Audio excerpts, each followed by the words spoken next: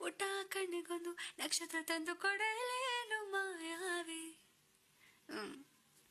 ಮಾಯಾವಿ ಮಿನುಗು ನೀನು ಮುಂಜಾನೆ ಬಿಸಿಲು